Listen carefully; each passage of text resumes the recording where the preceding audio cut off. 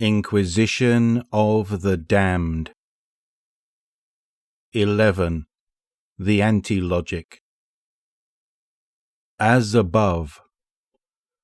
The butcher queen of the slaughter pits rises to the first balcony, chest heaving and eyes thin with focus, baptized in a clinging muck of bone dust, clotted thick with gore. The congregation is unsure what to make of the display. Fear grips the craven court of the necropolis. All recognize Azavath, but she is no fighter, and her song, though deadly, is far from the perfected pitch of others among the broken choir. In each hand Azavath grips heavy cleavers, each weighted down by chunks of their victims. Below, 1,000 corpses rest in pieces. Brave Zulmak, he who came so very close to proving the logic, is spread wide, limbs removed, a cavity where his heart once beat. The congregation asks Azavath to explain herself. She is no warrior, yet she fights like a conqueror. She has sought no claim, yet she has butchered a champion. The logic was almost met. What gives her the right to? The wicked scholar admonishing the singer is split in two as one of Azavath's cleavers moves through him as if he were air. The congregation panics as Azavath's rage is unleashed upon them. They are not fighters. They are plotters and manipulators and cowards. They are everything Akrazul hates. His new flesh, his new bone, allows him to manifest that hatred with swift, ruthless aggression. He thanks his sister and knows she would be proud of the blood he now sheds. She gave of herself that he might once again fight for all they believed in.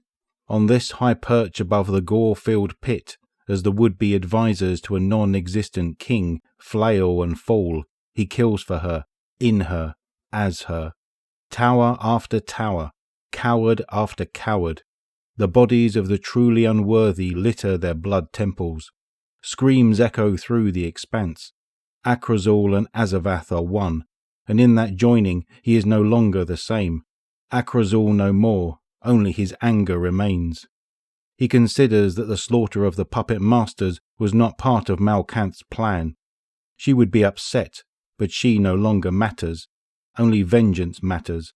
Only the ending of all who have failed the swarm will sate his lust for carnage. Among the congregation the daughters of Crota move to escape, but Besureth turns to her sisters, asking them to consider the moment.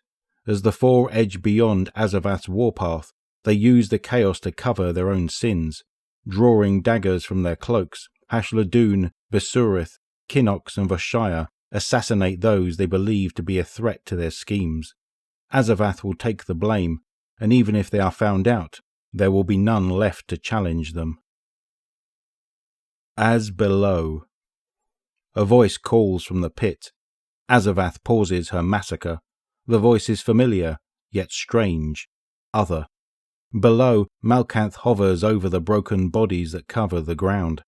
Azavath eyes her remaining victims and then turns to her sister. Malkanth calls again. Brother, I have need of you. Azavath leaves the high red perch while the few remaining of the congregation flee, led by the daughters who feign distress. In the pit, Azavath considers Malkanth with care. The silent death singer is confused, uncertain. Malkanth floats near, a gaping wound scarring her centre, and whispers in her sister's ear.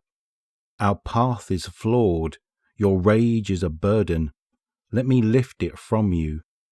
As Malkanth sings a familiar song in an unfamiliar pitch, Azavath's eyes widen with recognition.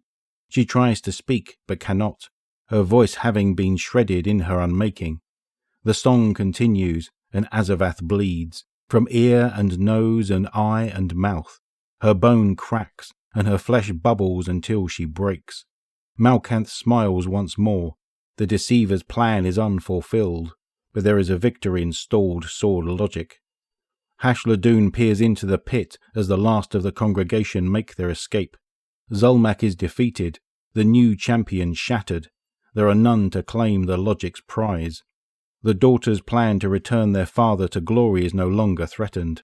And, as it was before it all began, all that remains are failed sword logic, and the unknown promise of nightmares.